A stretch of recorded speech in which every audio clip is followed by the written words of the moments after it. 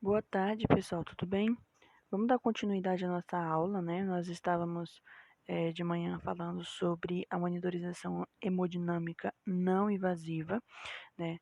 E nós estávamos falando sobre os sinais vitais, dentre eles nós falamos sobre a temperatura, pulso, frequência cardíaca, né? Que é a mesma coisa, na verdade, e pressão arterial.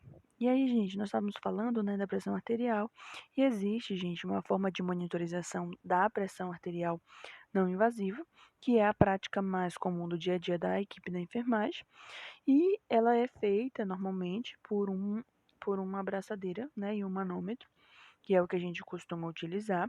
Então, a braçadeira ela vai ser posicionada na parte superior do braço, vai ser inflado após o acionamento do módulo de pressão não invasiva, que normalmente a gente faz verificando o pulso, né?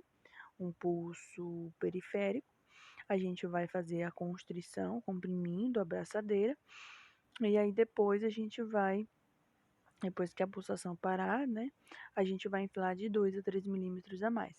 E após isso, a gente vai soltar o regulador de fluxo e fazer a ausculta, né, da pulsação, da pulsação, para a gente poder encontrar os valores sistólicos e os valores diastólicos, né.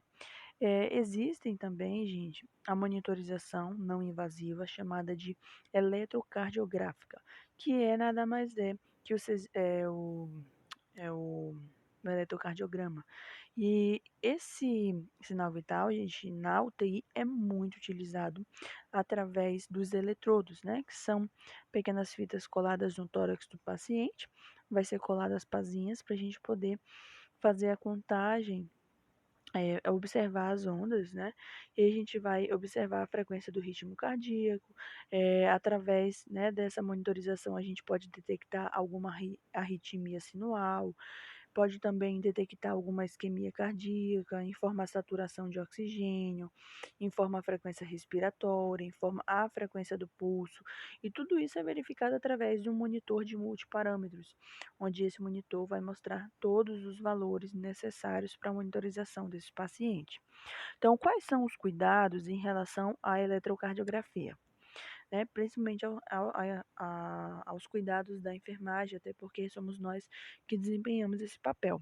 Então, a pele, gente, ela deve ser preparada adequadamente, porque os eletrodos, né, quando eles colarem, eles precisam ficar numa posição adequada.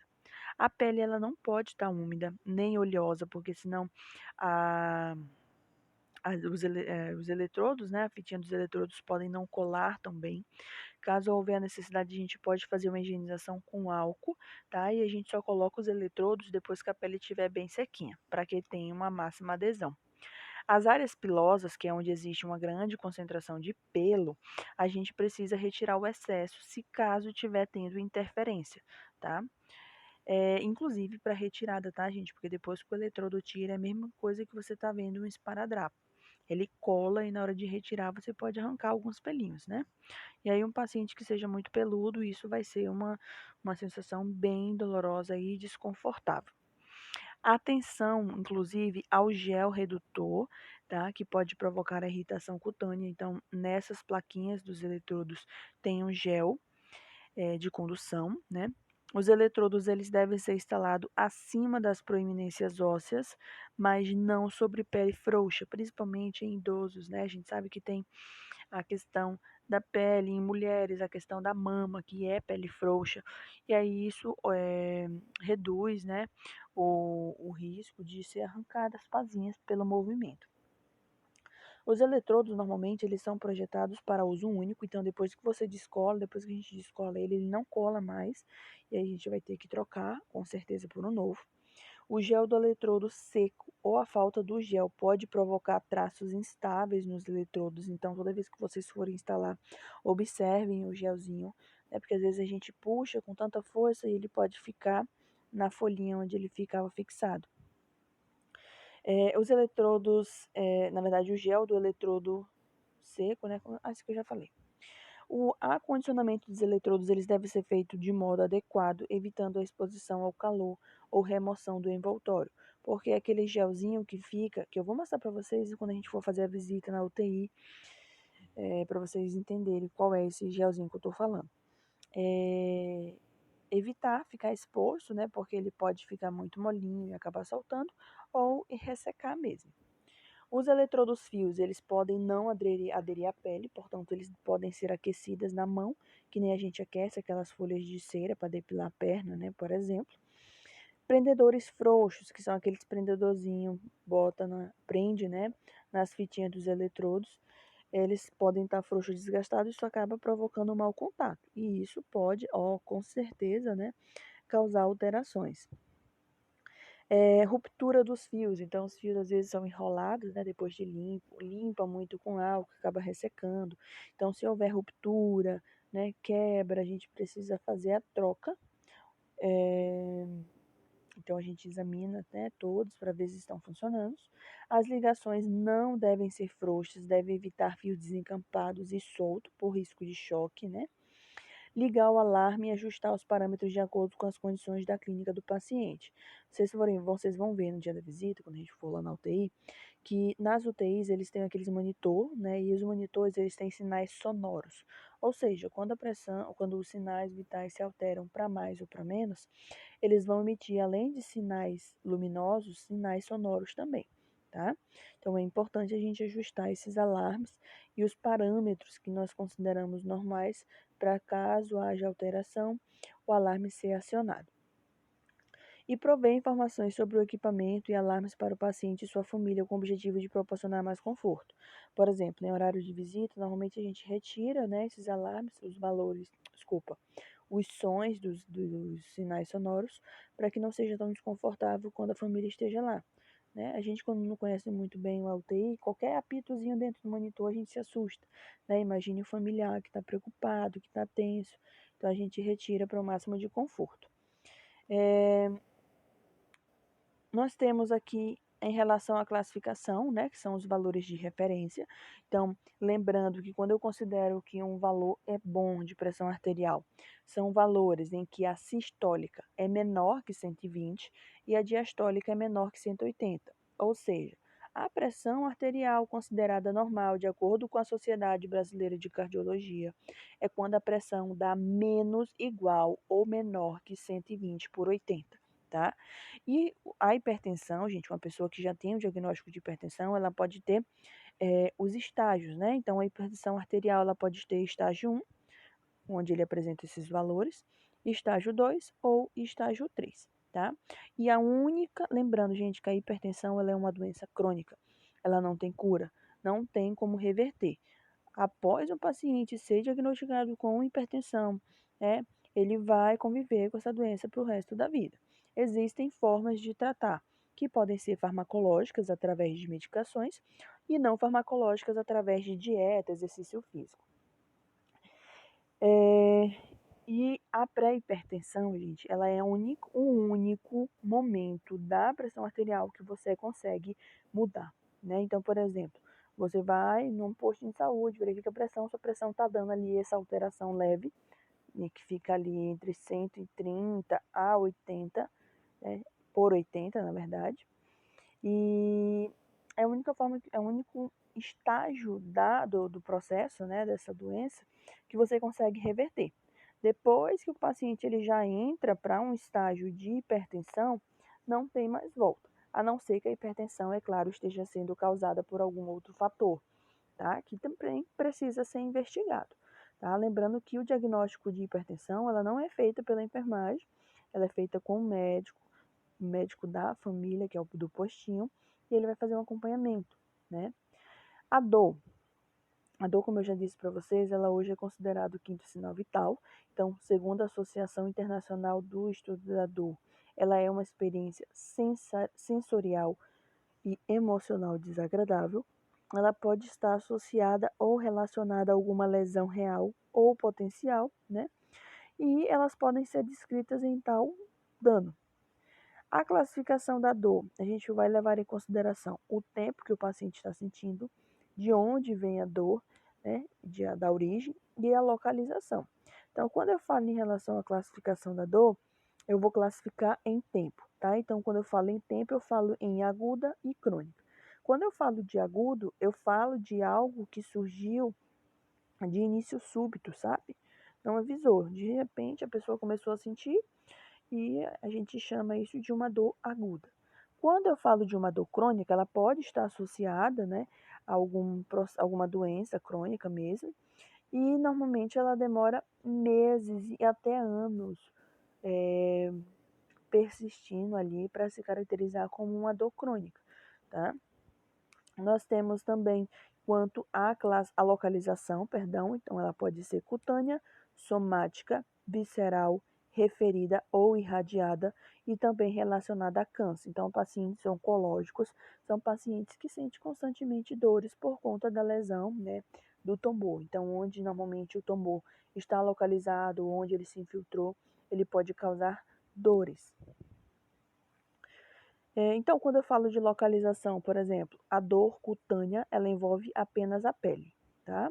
Quando eu falo de dor somático, eu estou falando de comprometimento de articulação, ou seja, ela pode ser referida como uma dor em agulhadas, queimação e pulsátil. Dor visceral, na maioria das vezes, é referida como extrema e intolerável, tá? Normalmente ela está associada a comprometimento das vísceras, como o intestino, a pleura, o pericárdio, uretra, bexiga, né? E entre outras estruturas.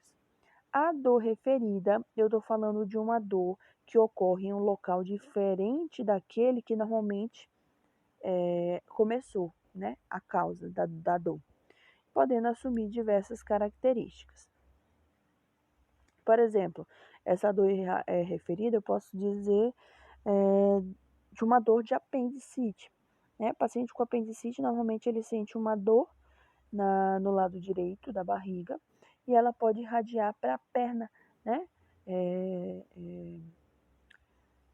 Irradiar, que inclusive ela também pode ter caracterizar como dor irradiada, né?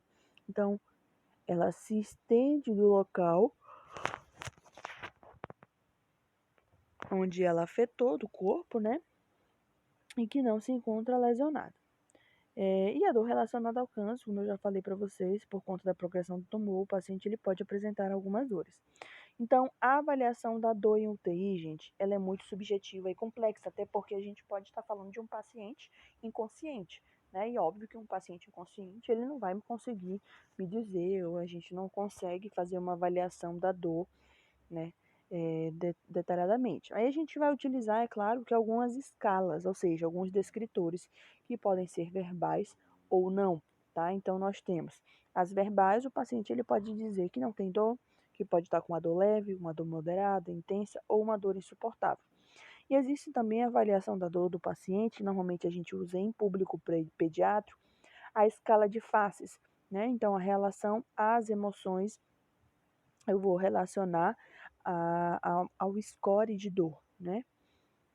E também a escala visual numérica, tá? Que pode ser também referida para o paciente uma resposta verbal, ou seja, de 0 a 10, qual é a dor que você está sentindo?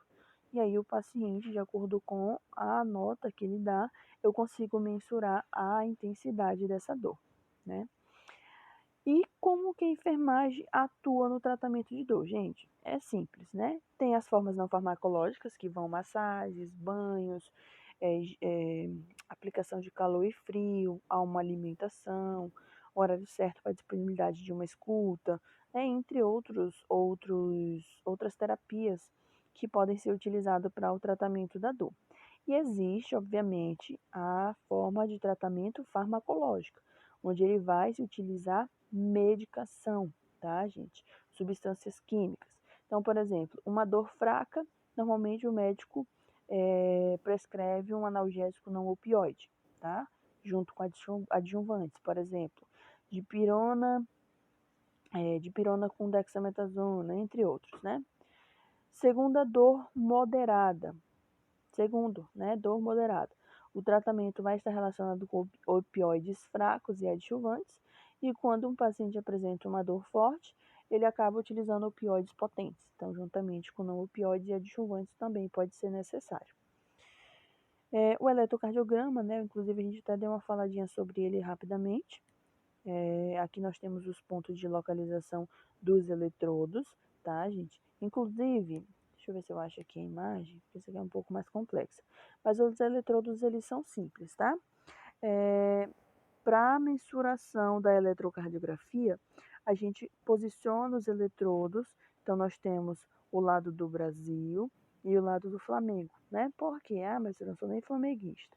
Odeio Flamengo. Tudo bem, tem problema, vocês não precisam gostar, né? Mas é só para vocês referenciar a cor ao posicionamento. Então, na eletrocardiografia, nós utilizamos basicamente de 4 a 5 cores. Então, do lado esquerdo nós temos amarelo e verde, do lado direito nós temos vermelho e preto. E nós podemos utilizar um branco como uma fonte neutra, tá? Mas quando eu falo de um eletrocardiograma, eu estou falando de um exame, né, para a gente fazer a mensuração das ondas OPR, né, ou as ondas eletrocardiográficas. Nós temos também como um sinal vital não, na verdade, a monitorização hemodinâmica não invasiva, a oximetria do pulso, tá, gente? A oximetria do pulso ela é um método muito seguro, ele é simples, a gente consegue fazer a avaliação de oxigenação dos pacientes, tanto adulto quanto crianças, tá? E a gente consegue, né, através desse aparelho, ter noção do quanto de oxigênio que está presente no sangue daquele indivíduo e se por acaso houver alguma alteração, né, o que possa estar interferindo, a gente possa inclusive estar utilizando outros métodos para avaliação.